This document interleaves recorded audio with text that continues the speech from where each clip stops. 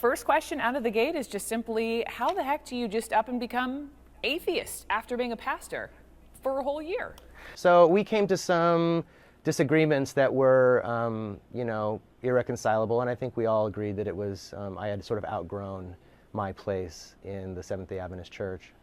That was a clip from about 10 years ago of an Adventist pastor that became an atheist. It came back to my mind when I recently came across a question that I want to share with you. It's very simple. Can someone please explain what his shirt says? It's a question that someone in the comment section asked in a recent video that I posted. And you know what? That's a very important question. And I'm going to answer it today by asking you to take a look at a 10-minute video that only about 1,800 people have seen. But I believe that a lot more people need to see it. The video mentions the story of that same Adventist pastor that was all over the news for leaving the church and becoming an atheist. And it also covers whether or not science refutes God. In this video, you'll learn about this t-shirt and how it forms the foundation of why I am unapologetically unorthodox. I designed this t-shirt about 8 years ago when I had finished developing a series named Question Everything. It was a training and evangelistic series that came out of my experience to examine every single point of my faith so that I could do what 1 Peter 3:15 says that we should all be able to do, which is to give every single man an answer for our faith. Before we take a look at the video, I need you to do something with me. I need you to put on your thinking cap as well. And if you do, I promise you that you will be well on your way to being unapologetically unorthodox about the 5 questions that I'm always talking about on this channel. So with that in mind, let's get started with this video from our other YouTube channel. Today, I want to talk about Ryan Bell.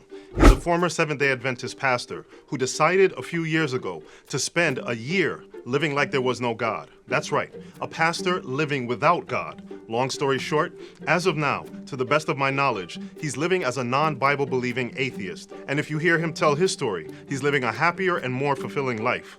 If you didn't see the coverage of Ryan Bell's faith experiment, it was all over the news. CNN, NPR, the Los Angeles Times, just to name a few. And while he was being interviewed by NPR, he had this to say about one of the main reasons that he became an atheist after living without God for a year. I don't think that God exists. I think that makes the most sense of the evidence that I have and my experience. In other words, for him, modern science refuted God. So is Ryan Bell right? Does science refute God? This is what we're going to answer today. If you've been following this series, then you know that Ryan Bell's former religion is my current religion. And you also know that my search has led me to a very different conclusion. So, how is it that everyone can be looking at the same information and come to very different conclusions as it relates to faith and the existence of God? This is episode 4 of my journey to figure all of that out. And any true seeker has to deal with this question of science as it relates to God, because so many atheists say that science has refuted God, and that the idea of God is old and antiquated and unnecessary in a modern and sophisticated world. Now, of course, everyone is free to look at the evidence and make a decision for themselves, but we really need to find out if God has been disproved. When I decided to ask myself this question, I did what everyone else does first. That's right, I Googled it.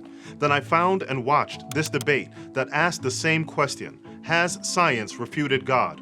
The debate included Lawrence Krauss, a world-famous atheist, scientist, and author, and this is some of what he had to say. And tonight I want to emphasize that 500 years of science have demonstrated that God, that vague notion, is not likely. It's irrational to believe in God. Now, to refute God means refuting several claims. 1, that God is necessary. 2, that there is evidence for God. And 3, that that belief is rational.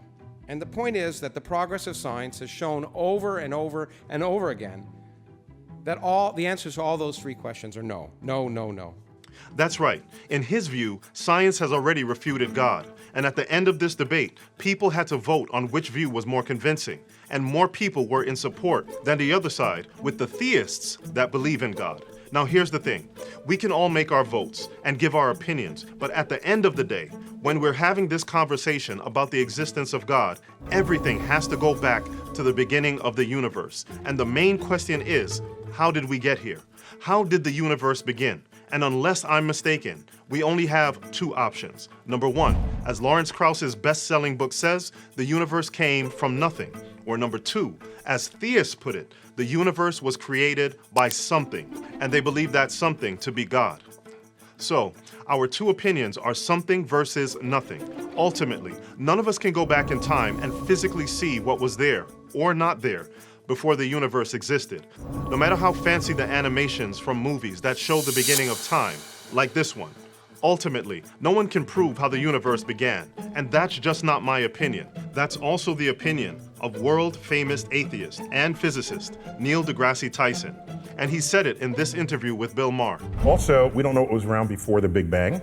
That's kind of fun. We have some ideas, maybe a multiverse, and with one of multiple bubbles of universes coming in and out of existence. When it comes to how the universe came into existence, Tyson readily admits that he doesn't know. If you're being intellectually honest, then at least you should be willing to give both options equal value. Now back to science.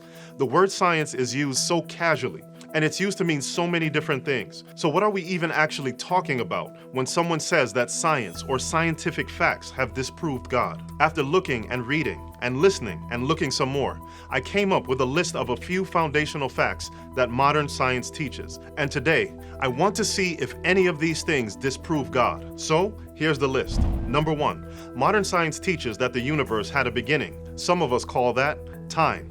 And I think everyone can agree on that. And if you saw our last video, then you saw how time could actually be used to prove the existence of God. And we'll get back to that in a future video. Numbers 2, 3, and 4. Modern science teaches that the universe is made up of space, matter, and energy. That's just basic science 101 that you would learn in any 5th grade science class. Number 5, modern science teaches that life comes from life, a little thing that scientists call biogenesis, as everything that's alive has come from something else that's alive. Also in this interview with Bill Maher, physicist Neil deGrasse Tyson and Richard Dawkins had this to say about the origins of life. What is currently the most exciting area of scientific development? The origin of life is something we don't know anything about, and we want to know something about it, and I would love to know how life actually got started, the origin of the first self-replicating entity. I'm not a biologist, and that's my top 3 things as well. Just how do you go from organic molecules to self-replicating life? That happened in the early Earth, and it happened relatively quickly. Very shortly after it could have possibly happened, it happened. Essentially, he's saying that even though he believes that life began from non-life, he has no idea how it happened, and he hopes that we will find out at some future time. And Richard Dawkins said the exact same thing when asked about the origin of life. As of right now in 2023, it has never been shown that life can come from non-life. Therefore, biogenesis is still the reigning scientific fact. Number 6, modern science teaches that because of genetics, one type of organism will always produce the same type of organism, which means that cats have cats, dogs have dogs, and humans have humans, meaning that there is no observable evidence that one kind of animal or one kind of organism can turn into another kind of organism. And finally, number 7, the science of the mind, also known as psychology, teaches that humans are different from animals because we have a higher level of consciousness, because we have the ability to choose between right and wrong, whatever right or wrong is, and we'll also get to that in a future video.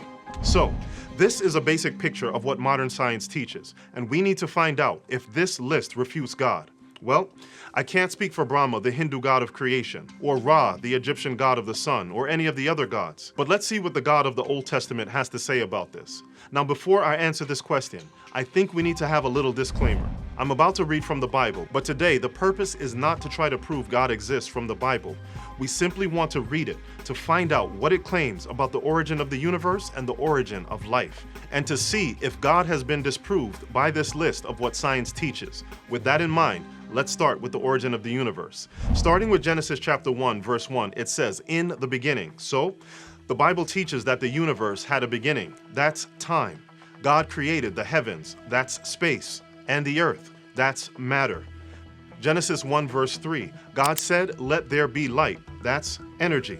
Genesis chapter 1, verses 11, 12, 21, 24, and 25, "Let the trees, grass, birds, fish, and mammals bring forth after their kind." That sounds like genetics to me.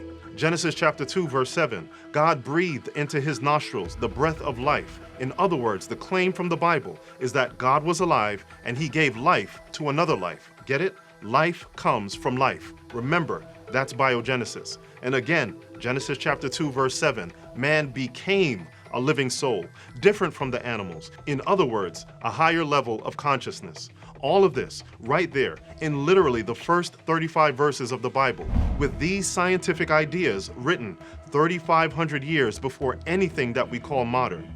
Now for another disclaimer.